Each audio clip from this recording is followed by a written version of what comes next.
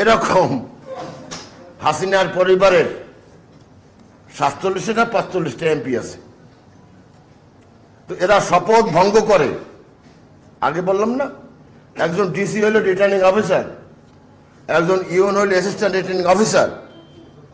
যখন returning officer হয় বা অ্যাসিস্ট্যান্ট রিটার্নিং অফিসার হয়, ওই জেলায় ওই কনস্টিটিউন্সিতে অথবা ওই উপজেলায় যত সরকারি কর্ম তাদের অধীনস্থ।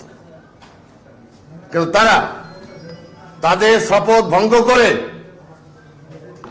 হালুয়া রুটি বা প্রমোশন বা কিছু পাওয়ার আশায় এরা একটা ব্যক্তির বা একটা দলের পক্ষপাতিত্ব করে।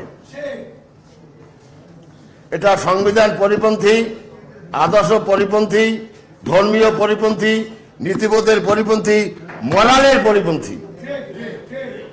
কাজেই হাসিনাকে দোষ আমরা দেব না।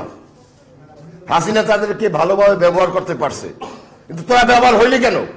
তোরা তো শপথ পাঠ করেছো, তোরা তো এদের তো নিরপেক্ষভাবে কাজ করে যে জনপ্রিয়তা তাকে ভোট দেবার সুব্যবস্থা করবা। তোমরা কেন রাত্রে আগের দিন কেটে যুবলীগ ছাত্রীর হাতে দিলা? সুতরাং আমাদের এনিমি এই রাষ্ট্রযন্ত্র।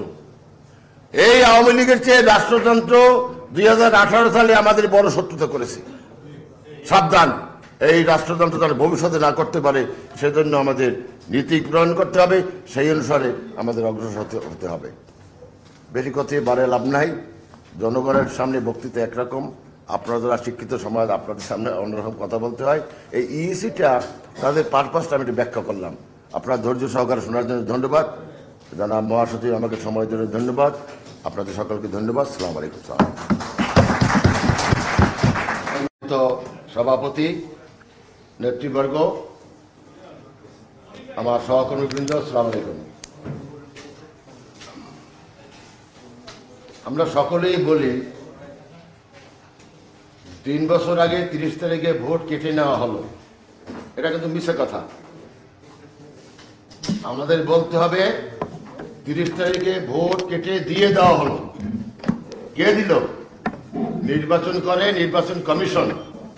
আপনারা সকলেই জানেন, নির্বাচনের সময় যত প্রশাসনিক যন্ত্র আছে, পুলিশ বলেন, ইপিআর বলেন, আনসার বলেন, র্যাব বলেন, সিভিল সার্ভেন্ট বলেন, সবাই ইইসির আন্ডারে থাকে। এটা কি আপনারা জানেন?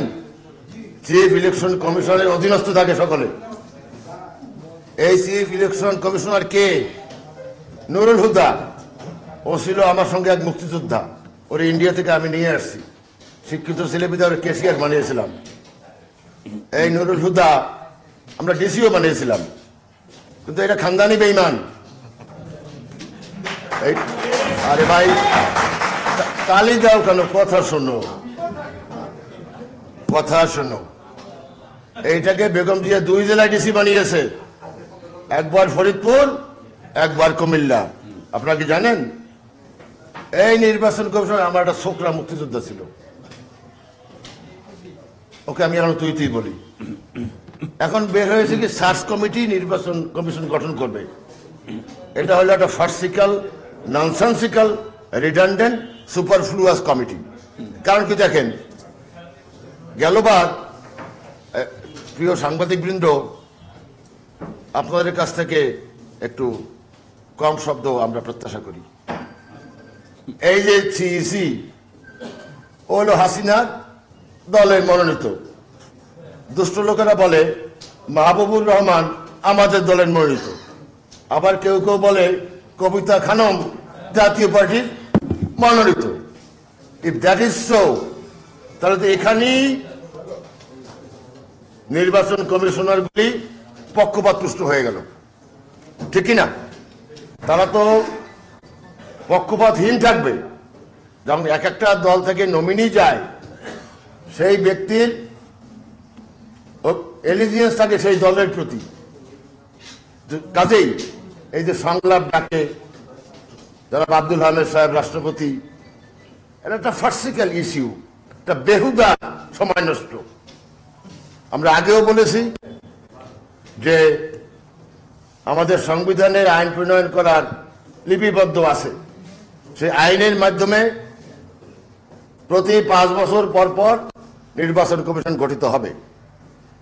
আমি আমার মহাসচিবকে অনুরোধ করব, সম্ভব হলে এই ননসেন্সিক্যাল ইস্যু নিয়ে ওখানে চা খেতে না যান, কারণ এটা প্রিডিটারমিন্ড। আপনি তো খবর রাখেন না, স্ট্যান্ডিং কমিটি সিদ্ধান্ত নিয়ে নিতে। স্যার স্যার স্যার ওটা রাখেন না তো? গ্রামের মানুষ তো সব জানি না, না, এটা গ্রামের মানুষ না, সব শহরের লোক। এবং আমার ব্যক্তিগত অভিমত জানালাম আপনাদের। না, না, অলরেডি স্ট্যান্ডিং কমিটি সিদ্ধান্ত নিয়ে নিয়েছে। আপনি were the vice chairman of the party, you must know about it. আমাদের কোনো জানি টানি যাই যদি করে থাকেন ধন্যবাদ, very well done, very very well done. তো ইসি হলো প্রিডিটারমিন্ড, আগেই ঠিক করা একটা মিয়ার ফর্মালিটিস ঘোষণা করার জন্য। তারপর প্রেসিডেন্ট সাহেব বলবেন মতামতের ভিত্তিতে আমরা করেছি। হ্যাঁ, মতামত দিতে পারে। কতগুলো জুটা সাটা কমিটি আছে না, এই একটা ওয়ার্কার্স পার্টি, একটা বাসদ পার্টি, একটা জাসদ পার্টি, একজন কি ন্যাপ পার্টি, আরো কি পার্টি আছে বাবা, আমার বিরোধী দলের নামই আমি জানি না, ও 14 দল কোথেকে মুখস্থ করবো।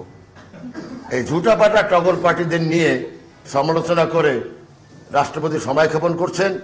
সরকারি অর্থের যে চা খাওয়ায় না, এর সরকারি অর্থের অপচয় করছেন। যাই হোক, দ্বিতীয় প্রশ্ন, এই যত ইসি আছে, যত সরকারি কর্মকর্তা আছে, একটা জিনিস শোনেন, যে কেউ নিম্ন স্তরের হোক উপর স্তরের হোক, সরকারি কোনো কাজে নিয়োগ পেলে প্রথমে ওনাকে একটা শপথ পাঠ করতে হয়। শপথটা কি? কারো প্রতি অনুরাগ বিরাগ থাকিব না, ইজ দ্যাট সো? আরো কি জন আছে? নিরপেক্ষভাবে আমার যতটুকু দায়িত্ব আমি পালন করব। আর নিরপেক্ষ এমন ইসি, এই যে নুরুল হুদা, ওনার আপন ভাইকে এমপি বানাইছে, জীবনে রাজনীতি করে নাই। এটা আপনারা জানেন? আমাদের গলাচিপা থেকে ওনার আপন ভাইকে এমপি বানিয়েছে আল্লাহর ইচ্ছায়, জীবনে রাজনীতি করে নাই। ভাই না, না ভাই, বাবু গহেশ্বরচন্দ্র রয় বেটারি ভাই না।